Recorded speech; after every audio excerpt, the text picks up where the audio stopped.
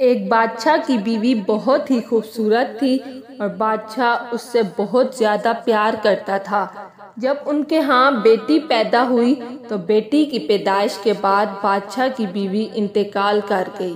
بیوی کے انتقال کی خبر بادشاہ پر بجلی بن کر گری اور پھر وہ ہر وقت افسردہ رہنے لگا۔ بیوی کی وفات کے بعد وہ زیادہ تر شراب کے نشے میں ڈوبا ہوتا اور باقی وقت خوبصورت کنیزوں کی صحبت میں گزار دیتا۔ وہ شراب کے نشے میں اتنا غرق ہو گیا کہ اسے اپنی بیٹی کی خبر تک نہ رہی، جو کہ اب تک محل کے ملازموں کے ہاتھوں پرورش پا رہی تھی۔ وقت گزرتا گیا اور بادشاہ کی بیٹی 16 سال کی ایک خوبصورت دوشیزہ بن گئی۔ بادشاہ کی بیٹی بالکل اپنی ماں جیسی تھی۔ ایک دن بادشاہ کی نظر اس پر پڑی تو وہ چونک گیا اور کافی دیر تک اپنی بیٹی کو دیکھتا رہا، جو جوان ہو کر بالکل اپنی ماں کی ہم شکل نکلی تھی۔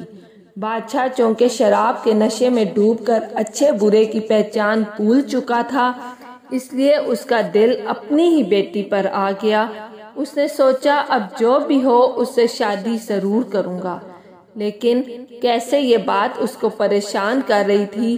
وہ ایسا کام کر کے اپنی رعایا کو اپنے خلاف نہیں کرنا چاہتا تھا اور یہ بھی جانتا تھا کہ یہ بہت بڑا گناہ ہے، لیکن وہ عورتوں کے ساتھ گناہ کرنے کی عادت سے مجبور تھا۔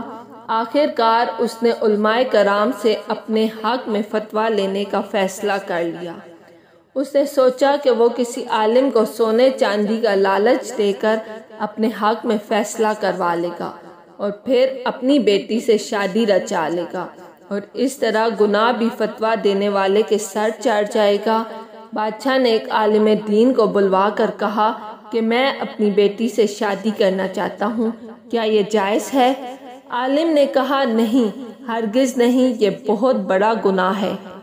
بادشاہ نے اس کو ہر طرح کا لالچ دیا، لیکن عالم دین نے بادشاہ کے حق میں فتویٰ دینے سے انکار کر دیا۔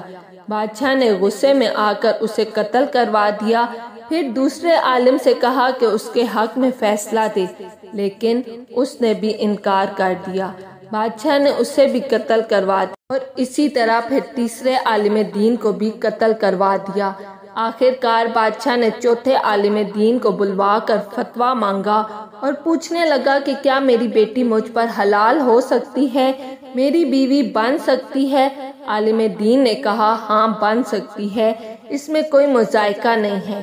بادشاہ یہ سن کر بہت حیران ہوا اور پوچھا کہ وہ کیسے؟ عالم دین نے بادشاہ کی آنکھوں میں دیکھ کے کہا کہ ارے بادشاہ، اللہ تعالیٰ کے نبی کا فرمان ہے کہ جب تم حیا نہ کرو تو پھر چاہے جو مرضی کرو۔ جب تم نے بے حیا بن کر سوچ ہی لیا ہے تو تم پر سب کچھ جائز ہے، کیونکہ تم بے حیا بن چکے ہو۔ اتنا سننا تھا کہ بادشاہ کو اپنی غلطی کا احساس ہوا اور وہ رونے لگ گیا اور اپنے گناہوں کی معافی مانگنے لگا۔ اس دن کے بعد بادشاہ نے اپنے گناہوں سے سچی توبہ کر لی۔